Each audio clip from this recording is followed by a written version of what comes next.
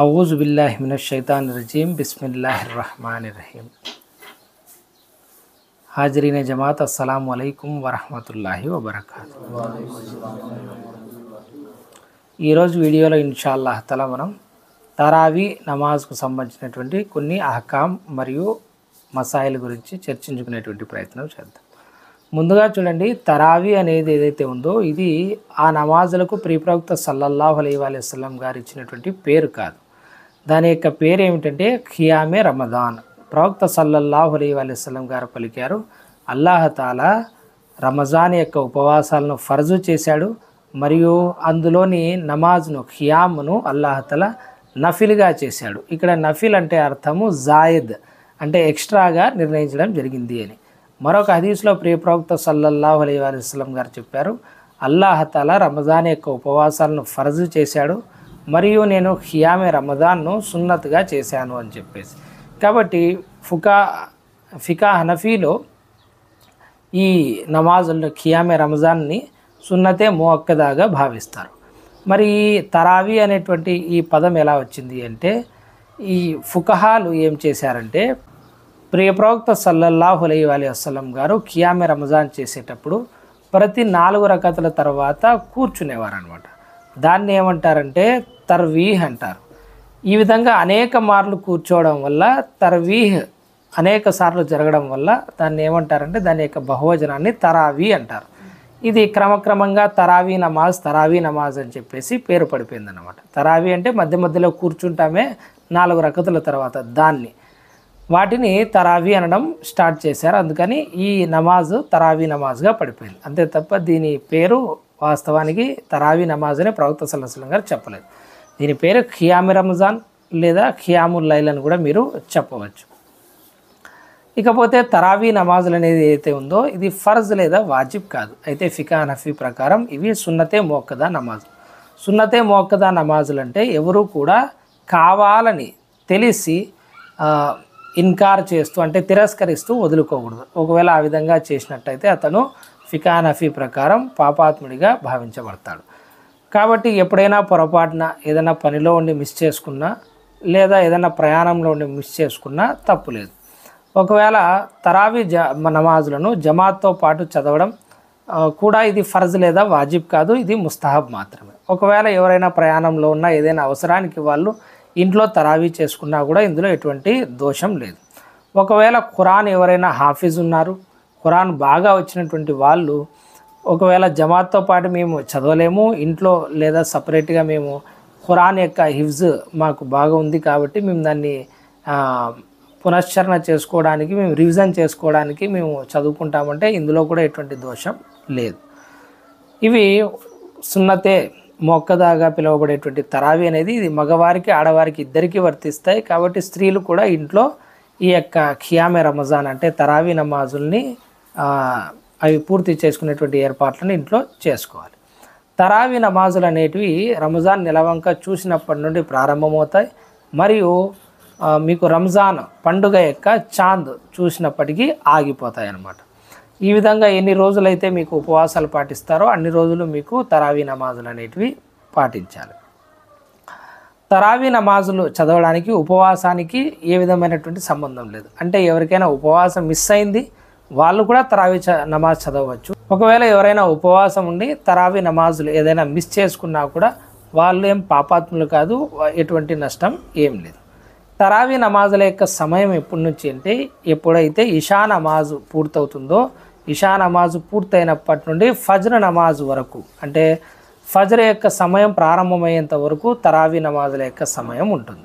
కాబట్టి మీరు గుర్తుంచుకోవాల్సింది ఏమిటి అంటే, ఎప్పుడైనా సరే మీరు జమాత్తో పాటు చదవడానికి మస్జిద్కి వచ్చినప్పుడు అప్పటికి గనక మీకు ఇషా నమాజ్ జమాత్ పూర్తయి ఉంటే మీరు డైరెక్ట్గా వెళ్ళి తరావీ నమాజ్లో మీరు జాయిన్ అవ్వకూడదు. మీరు ఫస్ట్ ఇషా పూర్తి చేసుకొని ఆ తర్వాత వెళ్ళి మీరు తరావీ జమాత్లో కలసాలి. అప్పటికి ఎన్ని రకాతులు అయితే తరావీ మిస్ అయి ఉంటాయో దాన్ని మీరు తర్వాత చదువుకోవాలి. అంతే తప్ప డైరెక్ట్గా తరావీ జమాత్లో షామిల్ అవ్వకూడదు. ఎందుకంటే ఇషా అయిన తర్వాతనే తరావీ అనేది ప్రారంభమవుతుంది. ఈ మసలా మీరు జాగ్రత్తగా గుర్తుపెట్టుకోండి. అదేవిధంగా తరావీ నమాజుల్ని అర్ధరాత్రి ముగిసిన తర్వాత తహజ్జుద్ సమయంలో చదవడం అనేది చాలా ఉత్తమమైనటువంటి సమయం. హజరత్ ఉమర్ రదియల్లాహు తఆలా అన్హు గారు తరావీ జమాత్ను ప్రారంభించిన తర్వాత వీటికంటే కూడా రాత్రి యొక్క ఆఖరి భాగంలో లేచి చదివేటువంటి నమాజు చాలా ఉత్తమమైనదని చెప్పడం జరిగింది. కాబట్టి ఎక్కడైనా తరావీ నమాజ్ ఇళ్లలో చదువుకునే స్త్రీలు కానీ వీళ్ళు రాత్రి ఆఖరి వేళ మేము చదువుకుంటామంటే అందులో ఎటువంటి దోషం లేదు, చదువుకోవచ్చు. ఇక తరావీ ఎన్ని రకాతులు అనే దాని మీద మొదటి నుంచి కూడా భేదాభిప్రాయాలు ఉన్నాయి. మనకు 8 రకాతులుగా చదివినట్టు ప్రవక్త సల్లల్లాహు అలైహి వసల్లం గారి యొక్క కొన్ని హదీసులను చెప్తారు. మరియు అదేవిధంగా 11, 13 రకాతులు చెప్తారు. అదేవిధంగా 20 రకాతులతో పాటు జమాత్ ఉన్నట్టు మువత్తా ఇమాం మాలిక్లో ఉంది. అదేవిధంగా మువత్తా ఇమాం మాలిక్లో 11 రకాతులది కూడా దొరుకుతుంది. అదేవిధంగా ఇమాం మాలిక్ గారు మదీనాలో 30 రకాతులు చదివే వాళ్ళని కూడా చెప్తారు. సహాబా ఇక్రాములు 34, 40 రకాతుల వరకు కూడా ఇది చదివినట్టు ఉన్నాయి. అయితే ఇమాం అబూ హనీఫా గారు మరియు ఇమాం షాఫీ గారు 20 రకాతులకు ఈ యొక్క తరావీ నమాజ్ను నిర్ణయించడం జరిగింది. మక్కా మదీనాలో ఉన్నటువంటి హరంలో కూడా మనకు 20 రకాతుల నమాజ్ అనేది జరుగుతుంది. కాబట్టి దీని మీద ఎక్కువగా వాదించుకోవాల్సినటువంటి అవసరం లేదు. మీ దగ్గరలో ఉన్నటువంటి మస్జిద్లో ఏదైతే రకాతులు జరుగుతున్నాయో దాన్ని పూర్తి చేసుకునేటువంటి ప్రయత్నం చేయండి. అదేవిధంగా తరావీ నమాజుల యొక్క ముఖ్య ఉద్దేశం ఖియామ్ చేయాలని, ఎక్కువసేపు అల్లా సమక్షంలో మనం నమాజ్ చేయాలని, అదేవిధంగా ఖురాన్ని పూర్తిగా వినాలని చెప్పేసి అది మీరు చేసుకునేటువంటి ప్రయత్నం చేయండి.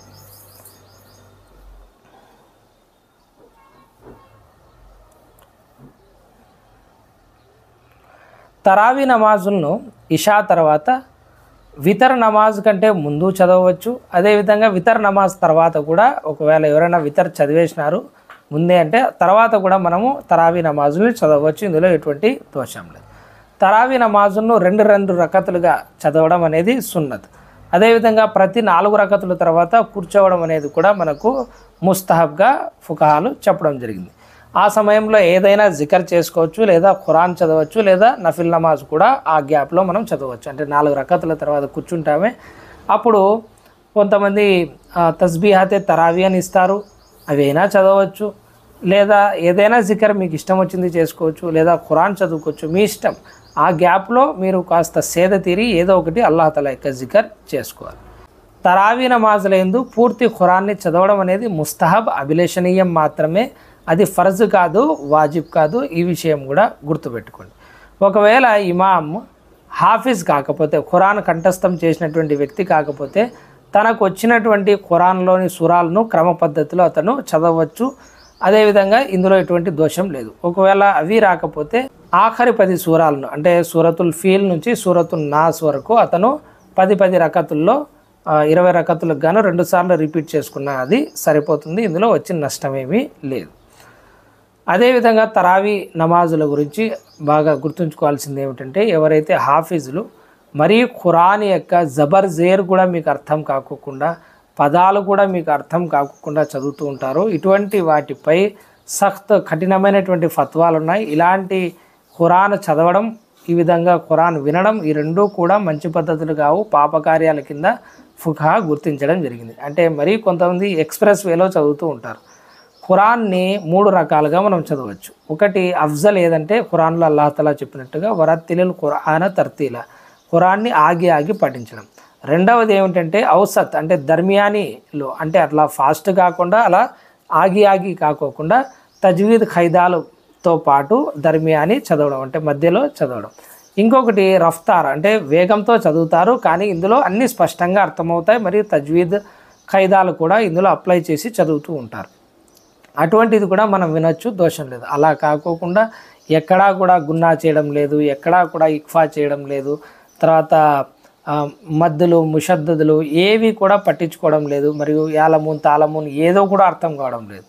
వీటిని కొంతమంది ఏమంటారంటే యాలమూన్ తాలమూన్ కిరాత్ అంటారు. అంటే ఆఖరణ మనకి ఏం వినిపిస్తుందంటే యాలమూన్ అనేది మాత్రం బాగా వినిపిస్తుంది, తాలమూన్ ఇలాంటివి మాత్రం బాగా వినిపిస్తాయి.